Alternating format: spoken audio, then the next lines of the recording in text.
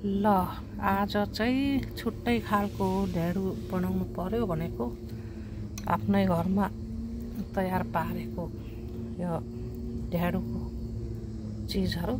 यो चाहिँ जाउँ हो, अब लिम्बू भाषाबाट चाहिँ हक्सी भन्छ। गुम्दो इसेङबा हक्सी अम्ब्याङ चाहिँ एसिया भन्छ लिम्बू भाषाबाट एसियानु हक्सी फन्दुङा माङतक थोङ पोक्सेल apa आसेन शिक्षा अयुक्तुङ युक्सुङबा हप्तुङा हिजो बेलुकी नै राम्रो धोएर भिजाएको हो। अनि अलिक खस्रो पिसेर यसरी सिलौटामा पिसेर मिसाएर ढेँडो बनाउनु पर्यो भनेको आज चाहिँ सिस्नुसँग बनाएर खानु पर्यो भनेको। अब बाहिर किनेको पिठो भन्दा यस्तो चाहिँ राम्रो हुन्छ भनेर अनि ब्लेन्डरमा पिसेको चाहिँ त्यति मिठो हुँदैन। यसो सिलौटामा खप्चुम लुङखोङ भन्छ लिम्बू भाषाबाट, यस्तोमा पिसेको मिठो हुन्छ। अब इङ्ग्लिसमा चाहिँ मटकी के भन्नुपर्छ, यस्तोमा पिसेको एकदम मिठो हुन्छ। यहाँ मैले आधी काल्चिएर पिसेको छु। ल अहिले चाहिँ पिसिसकेको यहाँ मिसाएको। अब यहाँ बार मसला नुन घिउ हाल्नुपर्छ अनि पकाउने हो। युतुङ सुरुङबा हाल्नु। अब यहाँ चाहिँ बार मसला ल्वाङ सुकमेल सिन्कौलीको बोक्रो या सिनिमेन अनि नुन अनि खराको घिउ लाउने हो। ल अब चाहिँ मजाले चलाउने हो। यसरी मजाले चलाएर छप्नुपर्छ। सानो ग्यासमा पकाउनु पर्छ। अब चाहिँ यो काइँची र यो चिम्टा यो आरी लगेर सिस्नु टिप्नु जाने हो बाहिर। ल आज चाहिँ घाम पनि कति राम्रो झिलिली लागिरहेको छ। नाम्मेन सेक्लावा नाम्मेन चाहिँ इङ्ग्लिसमा द सन भन्दो रहेछ। घाम बिना चाहिँ हामी बाँच्नु नसक्ने रहेछ। फुल पनि घाममै चाहिने रहेछ। ल आज चाहिँ यो सिस्नु टिपेर लगेर दाल पकाउनु पर्यो भनेको। यो सिस्नुलाई लिम्बू भाषा याक्थुङमा पानलाम पाङसिवा भन्छ। इङ्ग्लिसमा चाहिँ नेटल भन्दो रहेछ, नेपालीमा सिस्नु भन्छौँ। ल गमलामै रोपेको यो सिस्नु चाहिँ मेरो माउलीको माइजूले पोस्ट गरेर पठाइदिनु भएको हो 3-4 वर्ष अगाडि। अनि गमलामै रोपेको यहाँ सेटमा राखेको मजाले बाँचिरहेको छ।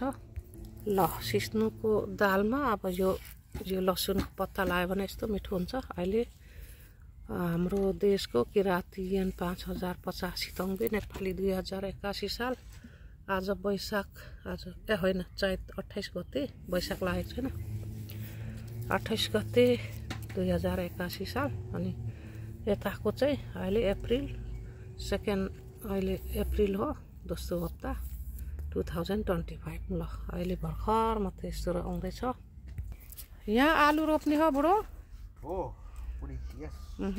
यहाँ कालो खालको आलु छ। यो चाहिँ डायबेटिक्स जस्तो रोगीले खाँदा नि हुन्छ अरे नि यो आलु, त्यही भएर यहाँ अब अलि ठाउँमा रोप्नु पर्यो भनेको। आफ्नो देशमा त अब दिउँसोभरि रोप्दा पनि नसक्ने गरी रोपिन्थ्यो। अब यहाँ अर्काको देशमा विदेशमा अलि रोपेर खानु पर्यो। यहाँ चाहिँ धनियाँ छरेको छ, यहाँ चाहिँ तोरी छरेको हो। 2 हप्तामा यस्तो भएको छ। ल यतिले त पुग्छ, नानीले खाँदैन। उही हामी बुढाबुढी 2 जनाले मात्रै मे एम्बा कापुगा मुने छिरेर चास्खेबा। ल आलु चाहिँ मुरुल्लै पुग्छ। आलु यहाँ म थाङ फेरि आउँछ यसरी काटेपछि। अब चाहिँ 2टा आरीमा मजाले केलाउनु पर्छ, किराहरू हुन्छ। अनि तातो पानीले धुनुपर्छ। ल नुन र तातो पानी हालेर त्यो धुनुपर्छ। ल यसरी मसिनो काट्नुपर्छ। यो चाहिँ अचार बनाउने हो, पदैन आफ्नै बारीको। अब चाहिँ घिउमा पकाउने हो सिस्नु। अलिकति लसुन पनि डढाउने हो। ल यसरी पकाएको सिस्नु चाहिँ एकदम मिठो हुन्छ। अब चाहिँ तातो पानी हालेर उमार्ने हो। यसरी थेममा हो। ल ढेँडो पनि पाक्यो। माङतोक भन्छ ढेँडोलाई लिम्बू भाषाबाट याक्थुङमा पाक्न। अब चाहिँ मरमसला बारमसला अदुवा लसुन अकबरे खोर्सानी पिसेको नुन सबै यहाँ लगाएर चलाउने हो। अब यो पदैन इङ्ग्लिसमा मिन्ट भन्छ। यसले चाहिँ रुगामार्गी पनि जान्छ। पहिला हाम्रो आमा बुवाहरूले चाहिँ अब पहाडमा हस्पिटल थिएन, ज्वरो आउँदा बिरामी हुँदा यही दबाई चलाउनुहुन्थ्यो। चिया पकाएर पिउने अनि के अरे निन्दारतिर दल दिनुहुन्थ्यो। अनि अकबरे खोर्सानी अदुवा लसुन जिरा अनि मेरो आमाले यसरी पोलेर अचार बनाउनुहुन्थ्यो। सानो खालको टमाटर पोल्ने लभेन्डा।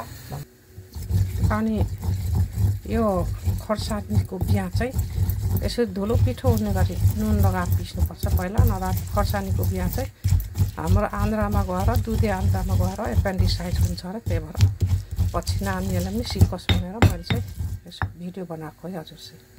ल अचार पनि रेडी भयो। ल कञ्चाइ आहिमताङ बेलेन मेरो श्रीमानको भाग। छोरा मान्छेले अलिक धेरै दिनुपर्छ अरे भनेर भन्नुभएको थियो मेरो आमाले पहिला। छोरा मान्छेहरूको चाहिँ भुँडी ठुलो हुन्छ अरे, छोरी मान्छेको चाहिँ सानो हुन्छ अरे, थोरै छोरी मान्छेले थोरै दिनुपर्छ भन्नुभएको थियो। ल घिउ अनि ढेँडो सिस्नु आज चाहिँ यस्तो खाना बनाएको, यस्तो खानु भनेर। ल तपाईँहरूले पनि कहिले कहिले बनाएर खानु होला, यस्तो मिठो हुन्छ। हवस् त, धन्यवाद नुगालो, थ्याङ्क यू फर वाचिङ।